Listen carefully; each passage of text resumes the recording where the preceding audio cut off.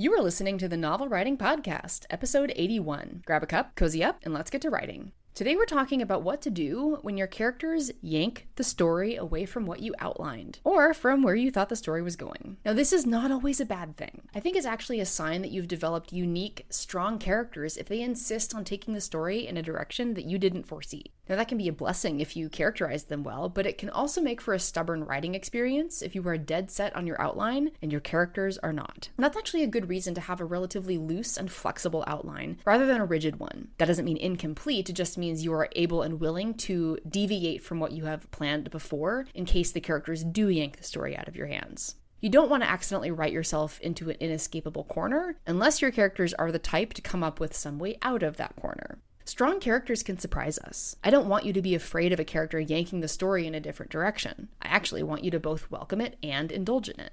Write in the direction your character is taking you. Let it play out and see what happens. You do not have to keep it in the final version. You're just exploring what's possible. And if you do take the scene out of the final draft, you have a bonus chapter or an alternate scene to provide readers who subscribe to your email list down the line.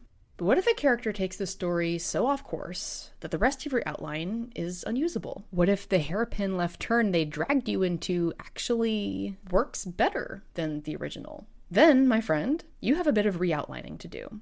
Writing is an iterative process, not strictly linear. If you have to go back to outlining your character development or world building at any point, don't prevent yourself from doing so just because you already spent time on it before you started writing.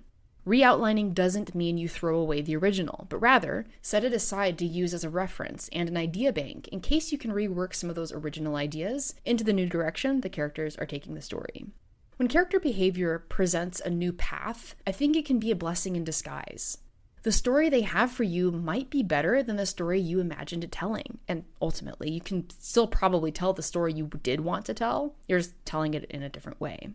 When I think back on the very first version of Mark of Stars, way back with the manuscript I wrote in junior high school that shared elements with the mashup that I wrote in 2018, the story I wanted to tell was about a girl who had lost her father and wanted to solve the mystery of his relatively suspicious death. That girl necessarily changed between 2006 and 2021, but her longing for her father did not. As I made her a better character, she made decisions that I hadn't thought of before. And as I crafted her father, her brother, her best friend, they all started doing things that created a much better story in the end. Don't hold your story in a death grip, please. The more comfortable you are with allowing it to change, the better off your final published version will be. That's it for today's episode. Thanks for joining me, and remember, the first draft is supposed to be garbage. Thanks for listening to the Novel Writing Podcast. If you're ready to stop struggling and start finishing your novel, check out the 60-Day Novel Writing Challenge. It's a step-by-step program designed for solo writers to complete their first draft with clarity and focus. Visit the link in the description to learn more.